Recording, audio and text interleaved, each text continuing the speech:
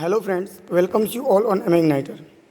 Today I am going to talk about oxyacetylene blowpipe और इस video में मैं एक बहुत ही इम्पोर्टेंट पॉइंट के ऊपर डिस्कशन करूंगा। वो ये पॉइंट है कि on which basis nozzle will be change in a welding blowpipe, यानी कि किस आधार पे जो गैस वेल्डिंग ब्लोपाइप है उसमें उसका नोजल चेंज किया जाता है, यानी कि किस आधार पे गैस वेल्डिंग ब्लो पाइप का नोजल चेंज किया जाता है। ये हमारा आज का टॉपिक है और इसी पे ऊपर हम लोग डिस्कशन करेंगे। ये बहुत ही इंपॉर्टेंट टॉपिक है when we are going to the weld job by oxyacetylene gas welding. तो ये it is a parameter in a oxyacetylene gas welding we can से।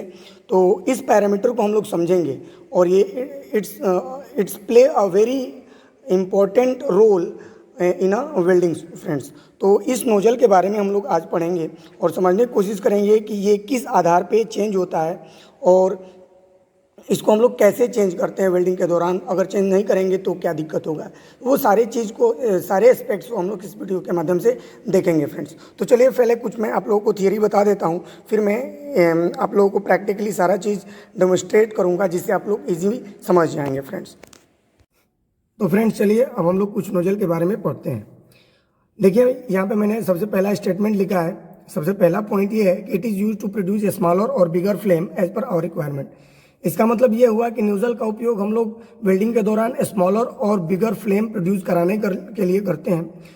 जब हमें स्मॉलर फ्लेम की ज़रूरत होती है तो नोजल की सहायता से हम लोग स्मॉलर फ्लेम प्रोड्यूस कराते हैं, और जब हमें वेल्डिंग के दौरान बिगर फ्लेम की ज़रूरत पड़ती है तो नोजल की सहायता से हम लोग बिगर फ्लेम प्रोड्यूस कराते हैं। इसका मतलब साफ है कि नोजल का उपयोग it is only use for produce a smaller और bigger flame as per our requirement, है ना। यानी कि ये हमारे आवश्यकता के अनुसार गैस वेल्डिंग में स्मॉलर और बिगर फ्लेम प्रोड्यूस कराता है फ्रेंड्स। ओके, अब आगे बढ़ते हैं और इसके नेक्स्ट पॉइंट को देखते हैं। It is available in a different size, यानी कि ये जो हमारा नोजल होता है वो अलग अलग साइज में अवेलेबल होता है, कि कोई नोजल का एक फिक्स साइज नहीं होता और ये अलग अलग साइज में होता है। फ्रेंड्स मैं आप लोगों को दिखाने की कोशिश करूँगा। यहाँ पे मेरे पास बहुत सारे नोजल हैं।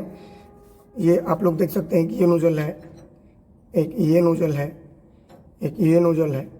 तो मैं कोशिश कर रहा हूँ कि आप लोग को इसके ऊपर जो नंबर मार्क किया गया है उसको मैं दिखाऊं, है ना। तो आप लोग देख पा रहे होंगे ये वाला नोजल, इसके ऊपर 2 मार्क किया गया है, यानी कि ये 2 नंबर का नोजल है। हमेशा नोजल को फ्रेंड्स नंबर में मतलब कि इंडिकेट किया गया है, 2 नंबर 3 नंबर 5 नंबर ऐसे नोजल आता है ना। साइज को नंबर में मतलब कि रिप्रेजेंट किया गया है। तो ये 2 नंबर का नोजल है। ऐसे ही आप लोग इसमें देख सकते हैं, इसको मैं दिखाने की कोशिश कर रहा हूँ। ये देखिए फ्रेंड्स, ये 6 नंबर का नोजल है, 6 नंबर का नोजल है। ऐसे ही आप लोग इधर देख सकते हैं, यहाँ पे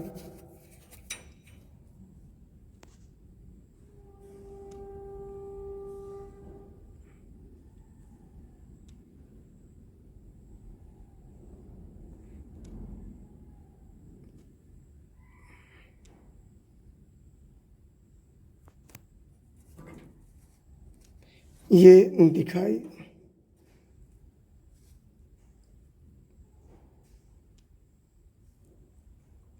ये देख सकते हैं फ्रेंड्स, ये 13 नंबर का नोजल है। और इसी तरह आप लोग ये भी देख सकते हैं, एक ब्लो पाइप में भी नोजल लगा हुआ है। देखिए ये हमारे ब्लो पाइप में नोजल लगा हुआ है। इसमें हम लोग देखने की कोशिश करते हैं कितना नंबर नोजल लगा हुआ है। तो ये आप लोग देख सकते हैं फ्रेंड, इसमें 3 नंबर नोजल लगा हुआ है। तो इसी तरह से जो नोजल होता है वो अलग अलग साइज में अवेलेबल होता है और इस नोजल के ऊपर नंबर मार्क किए गए रहते हैं, जो कि मैंने अभी आप लोगों को दिखाया। 3 नंबर नोजल दिखाया, 2 नंबर दिखाया, 13 नंबर दिखाया और उसके अलावा मैंने 6 नंबर नोजल दिखाया फ्रेंड्स। इसी तरह से और भी सारे नोजल होते हैं, वो मैं आगे आप लोगों को एक चार्ट की हेल्प से समझाऊंगा। तो इस तरह से जो हमारा नोजल है वो अलग अलग साइज में अवेलेबल होता है। नेक्स्ट आगे बढ़ते हैं। इसमें जो नेक्स्ट पॉइंट है वो ये है, it is depends on the thickness of metal to be welded. It is the most important point in a nozzle. यही सबसे इंपॉर्टेंट पॉइंट है नोजल में और चूँकि आज के वीडियो का यही हमारा मतलब कि यही मेन पॉइंट है और इसी पॉइंट के ऊपर हम लोग बात भी कर रहे हैं। तो ये जो बेसिकली नोजल जो है, ये नोजल वो मेटल के थिकनेस के ऊपर डिपेंड करता है कि कितने थिकनेस का मेटल हम लोग वेल्ड कर रहे हैं। यानी कि जैसे जैसे मेटल का थिकनेस बदलेगा वैसे वैसे हमें इस नोजल को भी चेंज करना पड़ेगा। इसीलिए नोजल को बोला गया है कि इट इज़ इंटरचेंजेबल। इसको हम लोग चेंज कर सकते हैं। आप लोग देख सकते हैं ये ब्लो पाइप है, इसके अंदर इसको हम लोग ऐसे टाइट करते हैं तो ये देखिए मैंने नोजल को ऐसे में खोल सकता हूँ फ्रेंड्स यहाँ से। ये 3 नंबर अभी आप लोगों ने देखा, तो ये 3 नंबर है, ये आपका 13 नंबर है, तो मैं 13 नंबर भी लगा सकता हूँ ऐसे। तो इसीलिए इसको बोलते हैं इंटरचेंजेबल है, ये इसको हम लोग चेंज कर सकते हैं एज पर आवर रिक्वायरमेंट। और ये चेंज किसके आधार पे होगा, तो ये मेटल के थिकनेस पे होगा, मेटल के थिकनेस के आधार पे कि कितने मोटाई का मेटल हम लोग वेल्ड कर रहे हैं। तो ये चीज़ है। अब आइए हम लोग एक चार्ट के हेल्प से समझते हैं कि किस नंबर का नोजल हम लोग कितने मेटल के थिकनेस के लिए यूज करेंगे। ये बहुत ही इंपॉर्टेंट है, उसको हम लोग समझते हैं एक चार्ट की हेल्प से। तो ये फ्रेंड्स चार्ट है, आप लोग देख पा रहे हैं यहाँ पे। इसमें एक साइड में यहाँ पे जो मैंने लिखा है प्लेट का थिकनेस है ये, और यहाँ पे नोजल साइज है। प्लेट का थिकनेस मिलीमीटर में है और नोजल का साइज जो है वो नंबर में है। जो मैं पहले बताया था कि नोजल साइज हमेशा नंबर में रिप्रेजेंट किया जाता है और प्लेट यहाँ पे मिलीमीटर में है। तो आप लोग देख पा रहे होंगे कि अगर if we are going to weld a 0.8 millimetre thicker metal या फिर thicker thin plate then we have to use a 1 number nozzle, है ना। यदि हम लोग को 0.8 मिलीमीटर के थिन प्लेट को वेल्डिंग करना है तो उस दौरान हमें क्या सेलेक्ट करना होगा, 1 नंबर नोजल को सेलेक्ट करना होगा। This is a accurate nozzle number for 0.8 millimetre thin sheet, है ना। यानी कि 0.1 मिलीमीटर थिन सीट के लिए 1 नंबर नोजल एक्यूरेट नोजल होगा और इससे जब हम लोग वेल्डिंग करेंगे तो we can get a sound weld friends. आगे बढ़ते हैं, इसी तरह से कुछ आगे बढ़ते हैं। मेटल का थिकनेस थोड़ा सा हम लोग बढ़ाते हैं।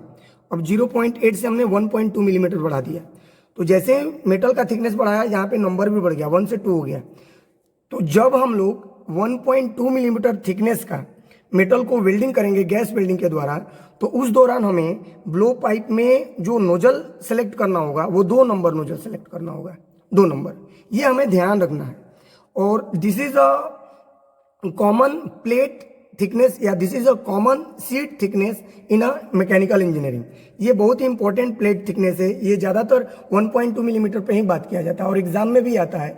ज़्यादातर मैंने देखा है एग्जाम में यही पूछता है कि 2 मिलीमीटर थिकनेस वाले सीट को अगर वेल्डिंग करना है तो नोजल नंबर कितना यूज करेंगे, तो 2 number friends.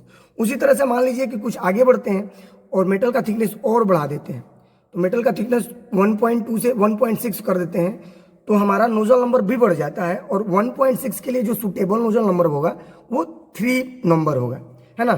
So for 1.6 millimetre thick sheet we have to choose a 3 number nozzle in a oxyacetylene gas welding.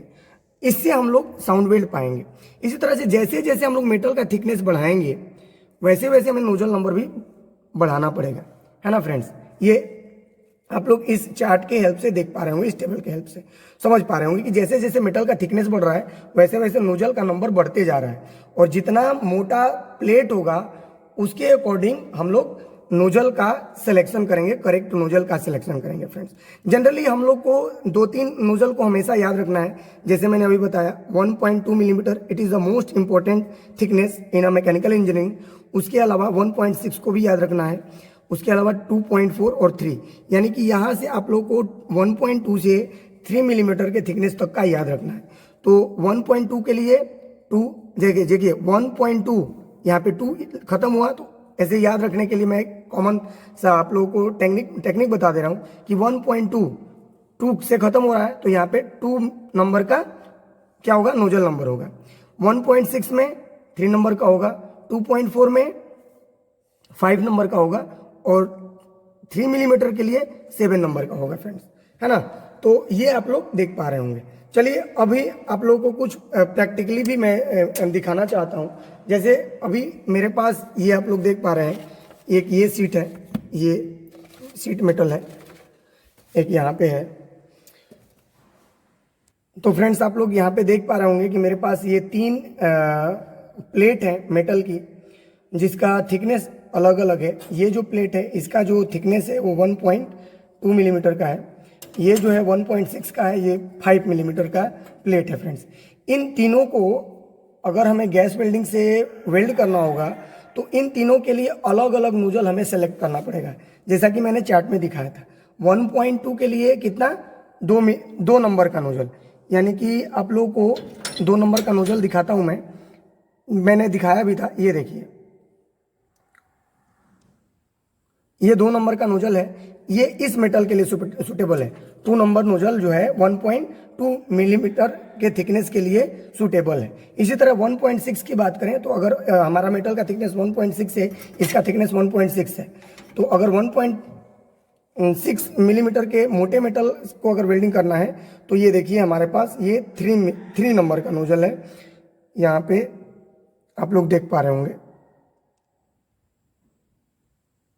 ये देखिए 3 नंबर का नोजल है।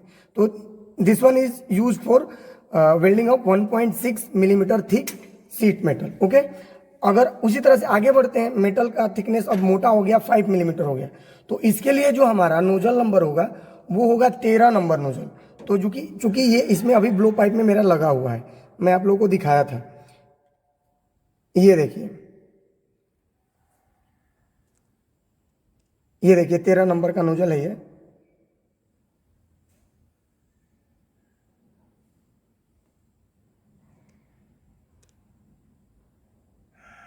13 नंबर। तो इस तरह से हम लोग क्या करते हैं कि ब्लो पाइप में अपना हम लोग ब्लो पाइप में हम लोग क्या करते हैं, नोजल को चेंज करते रहते हैं according to the thickness of metal. तो आज का जो मेन जो पॉइंट था वो यही था कि किस आधार पे हम लोग सेलेक्ट करते हैं नोजल को, और वो मैंने आप लोगों को इस वीडियो के माध्यम से समझाने की कोशिश की, और मैंने ट्राई किया कि आप लोगों को पता चले और आप लोग समझ पाएँ कि जब आप लोग वेल्डिंग, गैस वेल्डिंग करें और डिफरेंट थिकनेस के मेटल को अगर आप लोगों को वेल्डिंग करना है तो उस दौरान आप लोगों को ये चीज़ पे ध्यान देना होगा कि हमें नोजल नंबर भी चेंज करना है अगर मेटल का थिकनेस चेंज होता है। तो फ्रेंड्स यहाँ पे एक और मोस्ट इम्पॉर्टेंट पॉइंट है कि if we are selecting a wrong nozzle number during the welding then what, है ना, what will happen in a welding, कि यदि हम लोग वेल्डिंग के दौरान रॉन्ग सिलेक्शन कर लेते हैं नोजल का और गलत नोजल नंबर लगा करके वेल्डिंग करते हैं, तो वेल्डिंग में क्या होगा, वेल्ड बिट के ऊपर क्या इसका असर दिखेगा, उस चीज़ को हम लोग समझते हैं। तो फ्रेंड्स अगर हम लोग रॉन्ग सिलेक्शन कर लेते हैं, तो मैं यहाँ पे लिख देता हूँ रॉन्ग सिलेक्शन ऑफ नोजल, तो उसका क्या असर पड़ेगा।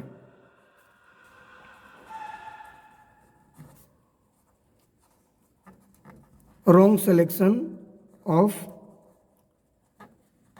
नोजल, फ्रेंड्स अगर हम लोग रॉन्ग सिलेक्शन करते हैं नोजल का तो ज़्यादातर हमें चांस रहता है कि वेल्ड डिफेक्ट आने का ज़्यादातर चांस हो जाता है। अब वो कौन कौन सा वेल्ड डिफेक्ट आएगा, सबसे पहले तो अंडर कट आएगा, अंडर कट।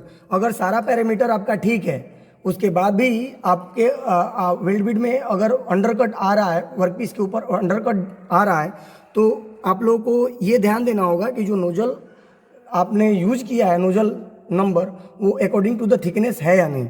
दूसरा इसमें कौन सा डिफेक्ट आ सकता है, बर्न थ्रू हो सकता है, बर्न थ्रू। आप लोगों को पता होगा कि बर्न थ्रू क्या होता है, it is nothing, it is a excessive penetration in a welding, और जिससे क्या होता है कि मेटल में होल हो जाता है, पूरा जो हमारा वेल्ड बिट है, वेल्ड मेटल है, वो मेल्ट होकर के मेल्ट हो जाता है और वेल्ड बिट के ऊपर होल बन जाता है, उसे हम लोग बर्न थ्रू कहते हैं फ्रेंड्स। थर्ड इसमें क्या हो सकता है, एक्सेसिव पेनिट्रेशन,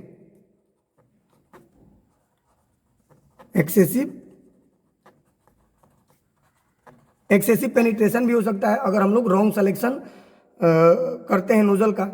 फोर्थ क्या हो सकता है, एक्सेसिव कॉन्केविटी,